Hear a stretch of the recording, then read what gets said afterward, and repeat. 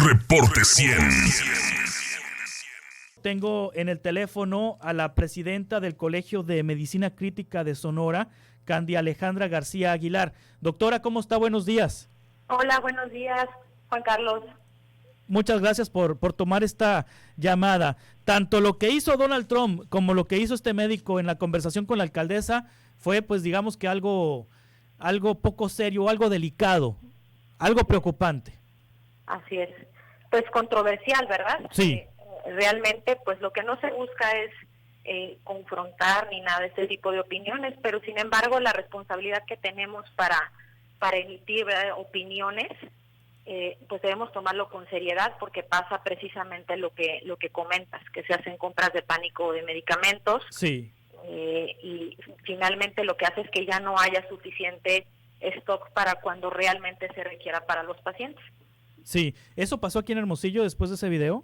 Así es. ¿Qué es lo que usted detectó, Alejandra?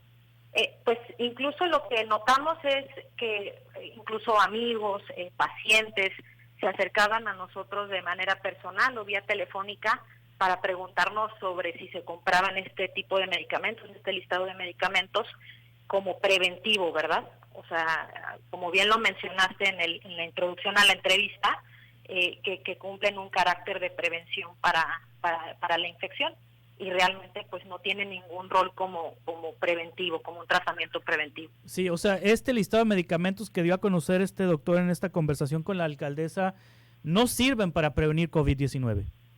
Y lo aclaró él precisamente sí. En una entrevista.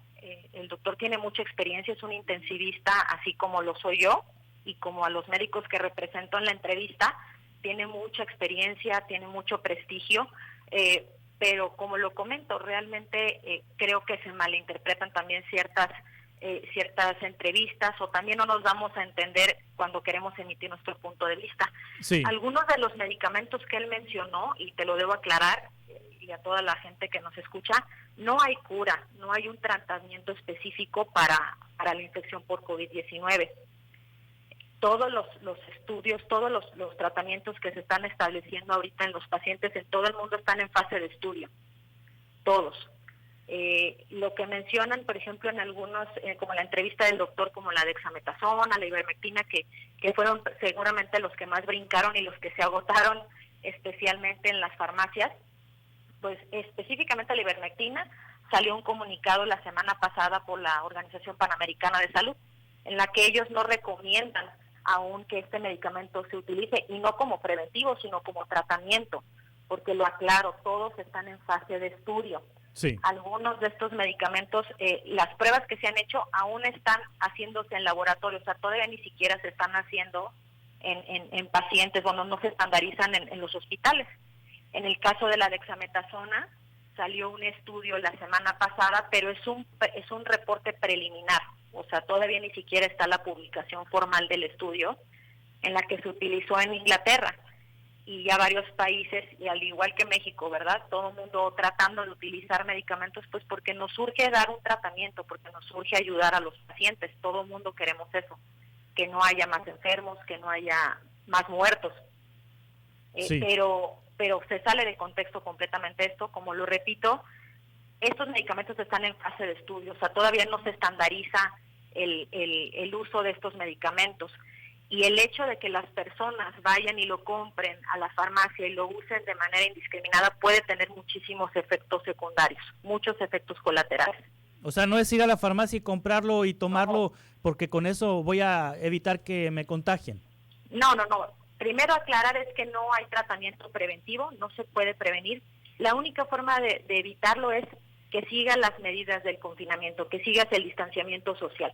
O sea, todas las recomendaciones que ha dado Secretaría de Salud, específicamente la del Estado, que han trabajado arduamente en esto, sobre lavado de manos, sobre mantenerse en tu casa, salir solamente a lo necesario. Esas son las medidas en las que tú puedes evitar Pero el nada contagio. se puede tomar para evitar el contagio, entonces. Por supuesto que no. Nada puede atenuar, por ejemplo, nada puede, digamos, o sea, no voy a evitar que me contagien, pero si me enfermo y si tomé un tratamiento previo, puede evitar que tenga síntomas fuertes o que caiga en la etapa más grave del COVID-19, tampoco para eso, para prevenir tampoco hay nada. No hay, es cuidarse, comer sanamente, obviamente los que hacían actividad física, que se mantienen en buena forma, eso ha ayudado, ¿verdad?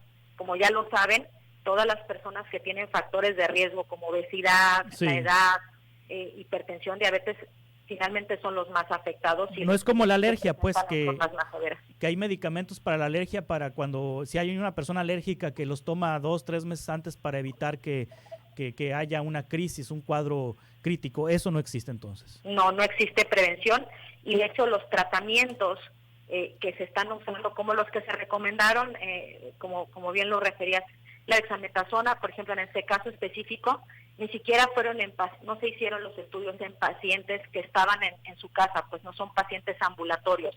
Se hicieron en pacientes hospitalizados, en pacientes que requerían oxígeno y en los pacientes gravemente enfermos. Entonces, no está recomendado que se utilice en personas contagiadas y que estén en su casa.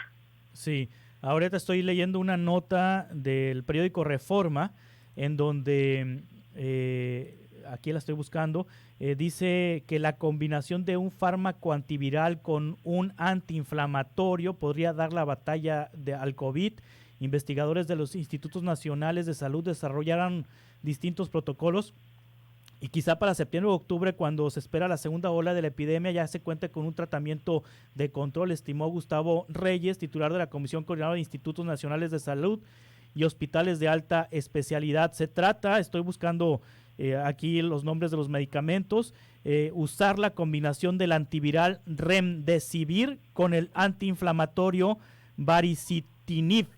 Es lo que están experimentando, pero esto es un experimento, no es algo que todavía esté así, pues digamos que ya como asunto probado. Como bien lo leíste, son protocolos. Quiere decir que no están estandarizados y no están aprobados.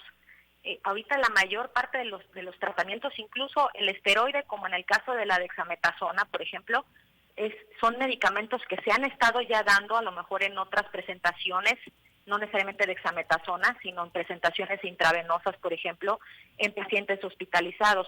Los medicamentos que mencionas también se han utilizado en otros centros hospitalarios. Lo que pasa es que se tienen que hacer estudios en los pacientes. Entonces, todos estos medicamentos, y te podría decir muchos más, están en un periodo de prueba. Es decir, se les administran a los pacientes enfermos, se analizan con pacientes a los que no se les administra, y entonces pues empieza obviamente a medir si tiene algún efecto en la mejoría, en la disminución de la inflamación, en mortalidad incluso, ¿verdad? O días de hospitalización. Entonces, todos estos tratamientos que vamos a leer, al menos durante todo este tiempo, están en fase de prueba. Ninguno, ni como tratamiento y mucho menos preventivo, ¿eh? Sí. Ahora, doctora Candia Alejandra García Aguilar, cada tratamiento es personalizado, me imagino, es decir, depende de la condición de salud de cada persona enferma de COVID, porque pudiera tener otras enfermedades o la gravedad de la enfermedad es distinta en cada organismo. Una receta de COVID para un paciente puede ser distinta a la receta de otra persona. Por supuesto, porque los medicamentos todos los doctores recomendamos no automedicarse, eso, y en cualquier enfermedad, ¿verdad? Pero en este caso en específico, estos medicamentos sí pueden tener efectos secundarios importantes o incluso severos. Entonces, si en los pacientes que están hospitalizados tenemos que estar monitorizando la administración de medicamentos, pues con exámenes de laboratorio, ¿verdad? Por los efectos que condicionan, en un paciente que está en su casa no es posible hacer esto. Entonces, los diabéticos, los hipertensos, pueden tener muchos efectos secundarios, los pacientes con enfermedades respiratorias. La misma ivermectina tiene efectos como náuseas, vómito, diarrea, malestar general, y que incluso pueden ser confusores porque se parecen algunos síntomas al propio COVID, ¿verdad? Sí. Entonces, definitivamente no hay un tratamiento profiláctico ni preventivo, es meramente son tratamientos que están en fase de prueba. El tratamiento del COVID hasta el momento es una terapia de soporte. ¿Qué quiere decir eso? Que si el paciente le da fiebre, bueno, le damos tratamiento para la fiebre.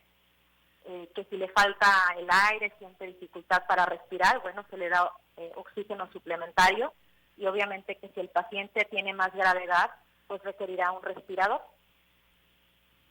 Ahora, doctora Candia Alejandra García Aguilar, muchas personas, a pesar de tanta información que se ha difundido sobre el COVID-19, a pesar de que hay conferencias a todas horas del Estado, de la Federación, hay portales de Internet, los noticieros están inundados de información, a pesar de todo eso, hay una pandemia de desinformación, ¿Qué es lo primero que tiene que hacer una persona que tiene algún síntoma que pudiera estar vinculado con el COVID-19? Depende de los síntomas, eso es súper importante, y esas recomendaciones se han dado desde el principio que empezamos con la pandemia. Es decir, los síntomas son diversos, incluso pueden simular un resfriado, pueden tener algunos escurrimiento nasal, malestar general, tos seca, fiebre, y te pueden confundir incluso con una infección de vías respiratorias.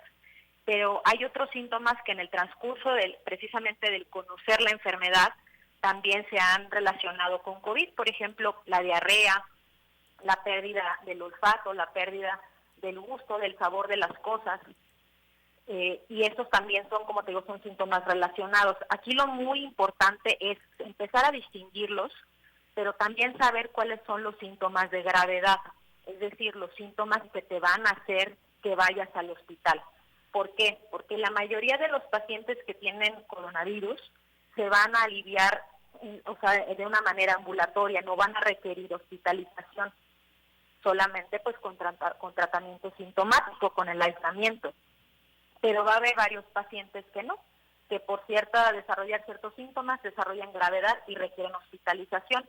Por ejemplo, dificultad para respirar, o que tengan dolor opresivo en su pecho, o que sientan que les duele el corazón, que se fatigan al hacer actividades que realizaban normalmente antes, a lo mejor al caminar, al bañarse, al hacer algún quehacer, que notan cambios en la coloración en su cara o en sus manos, que se ve más como azul.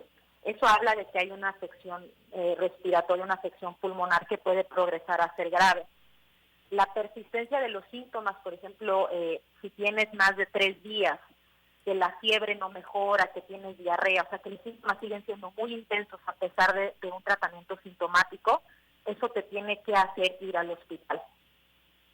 Y con mayor ahínco, pues en los pacientes que tienen factores de riesgo, ¿no? Claro. Los que tienen más de 60, 65 años, los que tienen diabetes, hipertensión, los que toman algún tipo de tratamiento antiinflamatorio o inmunosupresivo, por ejemplo, las personas con VIH, las personas con cáncer, las embarazadas, estos son grupos de riesgo.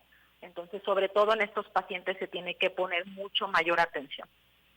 Muy bien, doctora Candia Alejandra García Aguilar, presidenta del Colegio de Medicina Crítica de Sonora, muchas gracias por tomar esta llamada.